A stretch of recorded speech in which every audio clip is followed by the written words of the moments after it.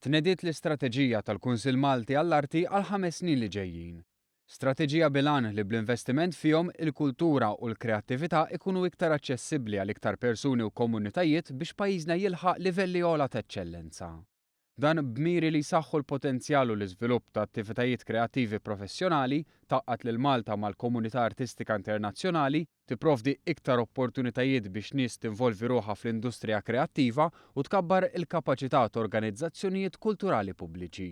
Dan b'7 azzjoni li se jittieħdu fosthom it-twaqqif ta' programmi ta' fondi għall-iżvilupp artistiku, l-organizzazzjoni ta' workshops, networking u seminars, iċ-ċelebrazzjoni tal-kisbiet kulturali u kreattivi permezz ta' awards annwali, investiment ikbar fi programmi edukattivi u ta' taħriġ, kollaborazzjoni għal żviluppi kummerċjali, l-esportazzjoni tal-prodott kulturali u kreattiv Malti fosthom bis-sehem f'avvenimenti kbar barra pajjiżna, riċerka vasta dwar is-settur u komunikazzjoni aħjar fosthom permezz ta' sit ġdid għall-Kunsill Malti għall-Arti.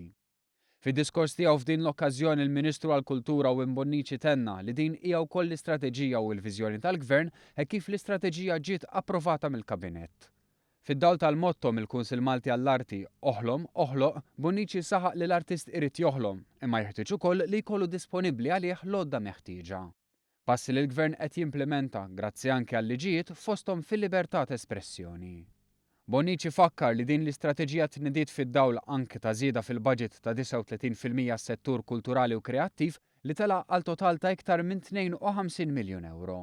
Pajjiżna llum jimpjega jew full-time jew part-time jew bħala self-employed 11,000 ruħ fil-qasam tal-industrija kreattiva. Jidrilna li b'dan l-investiment se nkomplu inkabbru dan in-numru, niftħu opportunitajiet ġodda u nkabbru x-xogħol f'dan il-qasam. Iż-żieda fl-investiment mill-Gvern għas-settur kulturali nnutatu wkoll ex-Kummissarju Ewropew Andrulla Vassilju li ħarset lejn dan bħala previżjoni b'saħħitha lejn il-futur mill-Gvern Malti li b'determinazzjoni qed jifhem l-importanza tas-setturi artistiċi u kulturali kemm fl-ekonomija kif ukoll fil-fibra soċjali tal-pajjiż. Żieda fl-investiment u determinazzjoni li skonti pajjiżna jista' jissuġġerixxi lil pajjiżi oħra Ewropej biex ma jħarsux biss lejn il-preżent u l-futur qrib iżda iktar fit-tul.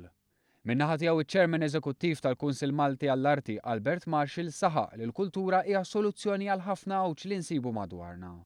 Danna li l-ħolm huwa s-salmura tal-ġisem imma anke tar-ruħ bil-ħolma tiegħu tkun li x-xogħol kreattiv Malti b'din l-istrateġija jkompli jsaħħaħ il-pożizzjoni tiegħu u jintwera mal-bqija tad-dinja.